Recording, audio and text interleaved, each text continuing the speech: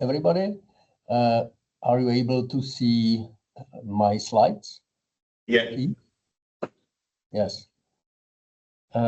So my role is to have a short talk concerning something between natural and anthropogenic ponds or reservoirs.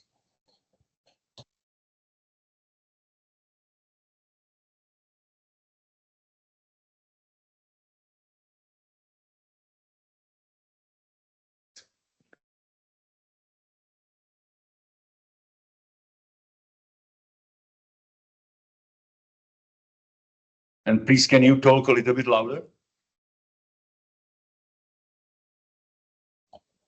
Yes, I can. Let's have some general statements. Reservoirs and so on are, of course, ecosystems. That means they are able to do some self-purification processes, but it's very nice. But we have to take into consideration that these processes have also their capacity. The capacity is was designed well for natural systems, but especially in zoos, we have to face some artificially made systems.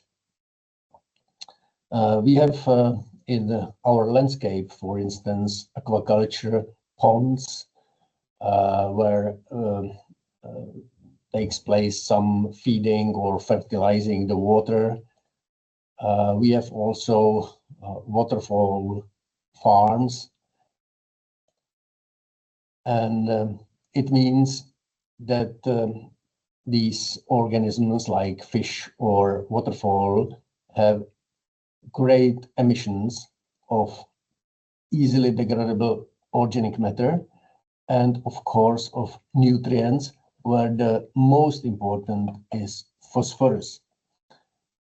It's very interesting that a single duck is able to produce as much as phosphorus as nearly one human. It means that it's very easy to overload the naturally based system.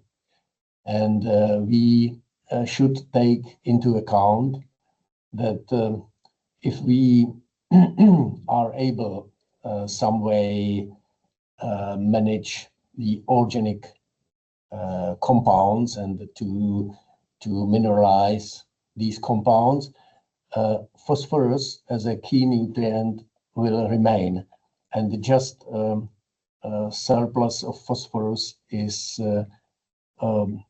able to support great biomasses of, for instance, phytoplankton. The consequences of overloading ponds and reservoirs is could be various. For instance, duckweed overgrowth, which produces anoxic water with some unpleasant smells. We can have the water turbid by planktonic microalgae or cyanobacteria. We can have also real water blooms and scums of cyanobacteria. That means also potential to produce toxic substances, toxic also for animals. In our country, about 500 ducks per 1 hectare of a pond is could destroy the pond certainly. And what about organisms like hippos and so on. What about solutions? In principle, we have first solution, some biocides or some devices that can stress algae or blue-green algae, but the effect could be very problematic, and also several side effects could be seen. We can enhance self-purification processes, for instance, by aeration. It's a very good idea, but only in loaded systems, because the efficiency could be low. We can also use the self-purification in some artificial swamps or in root treatment plant, but we should have very large areas to our disposal. So the top possibility seems to be technology, some specialized technology, maybe combined with some natural processes. We should be aware about salinity of our water, because all the organic matters must be mineralized.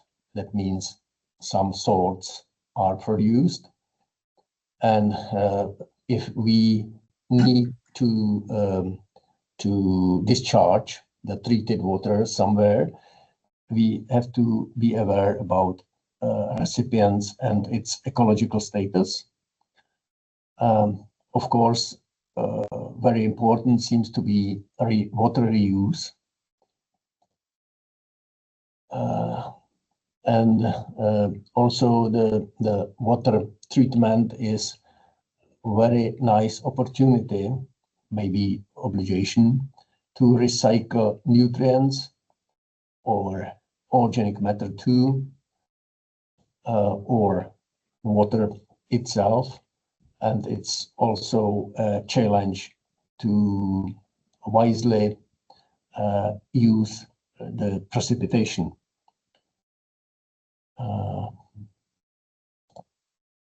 And I have a question: if we really necessarily need